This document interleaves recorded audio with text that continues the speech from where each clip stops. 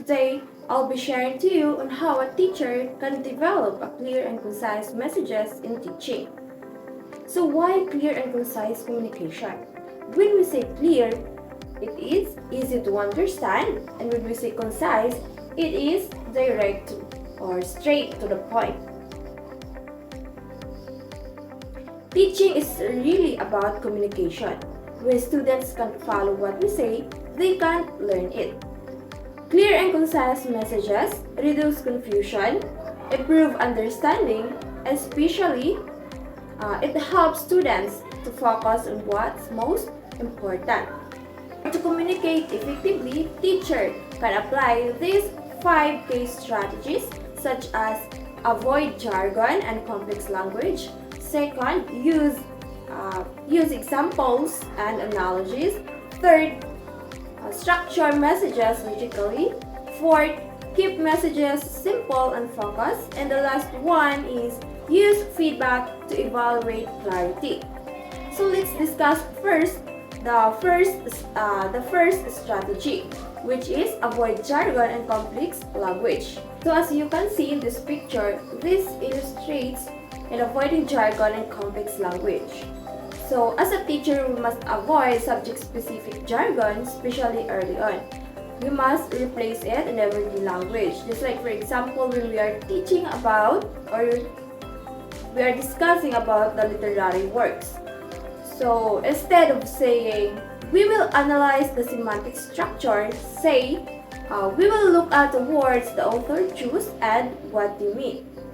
Once the students get the idea, that's when you introduce the academic term.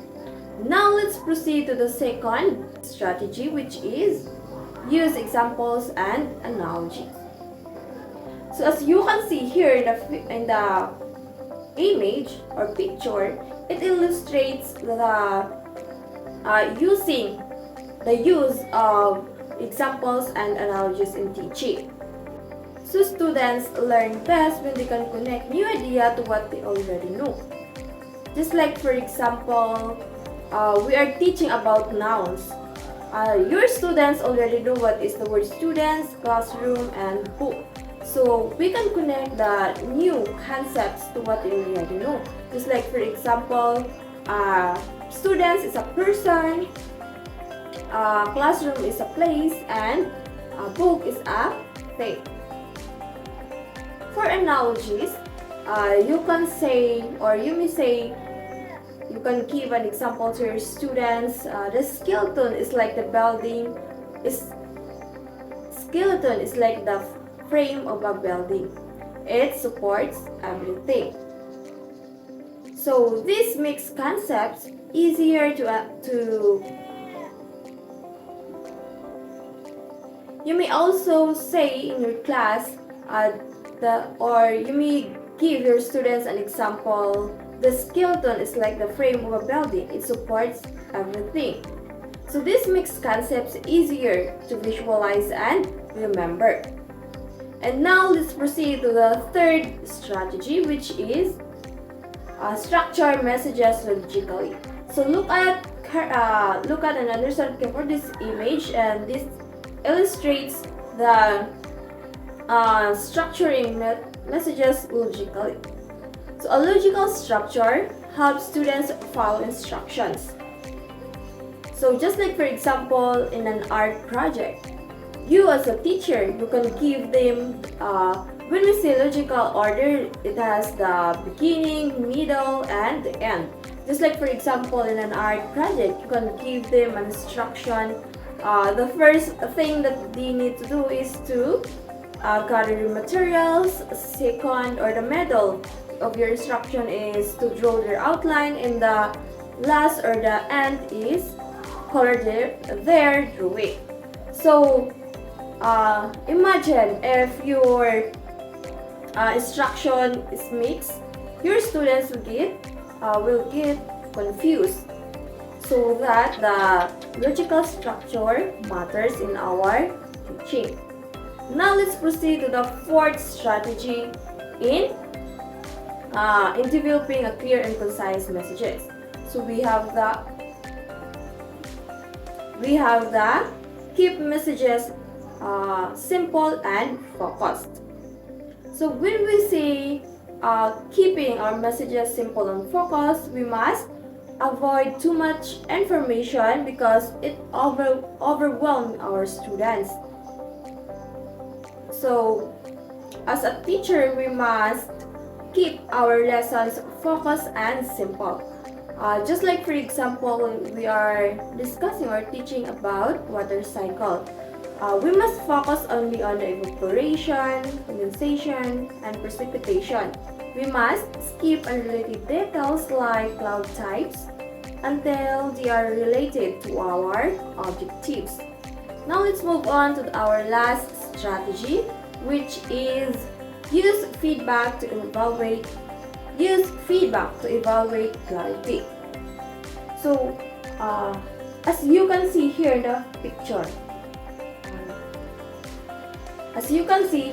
picture, the teacher asks her students to explain what he has discussed in his or as what we can see in the picture, it illustrates that a teacher used feedbacking to evaluate clarity. She asked her students about her lessons. So, as a teacher, we must always remember that silence doesn't always mean that students understood. We must check their understanding and so that we can know that our lessons are clear and concise. So what we're going to do is to ask our students if they, just like for example, you are asking your students, who can explain this in your own words on how to solve this, or on who can explain in your own words, who can explain what is verb in your own words.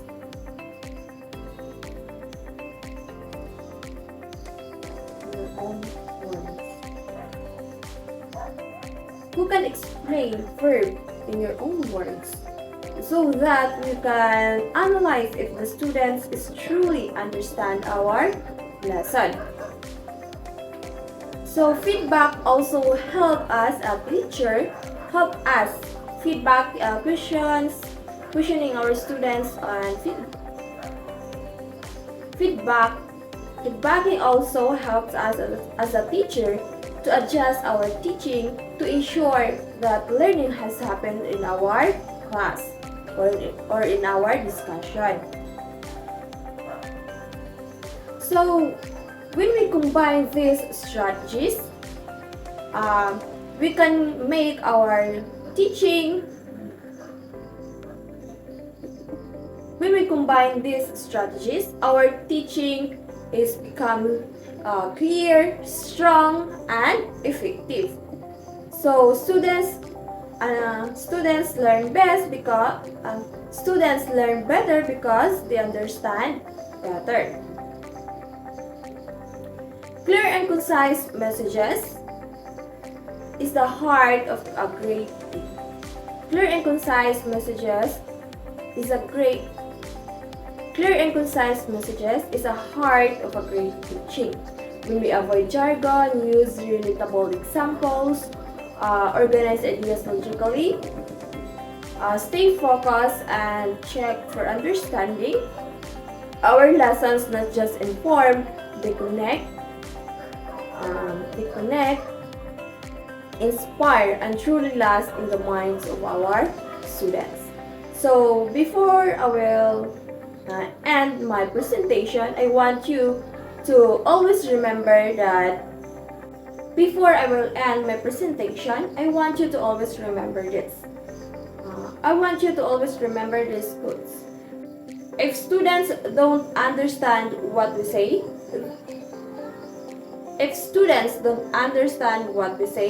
they won't remember what we teach. Clear and concise communication is not just a skill, it is our responsibility as a teacher.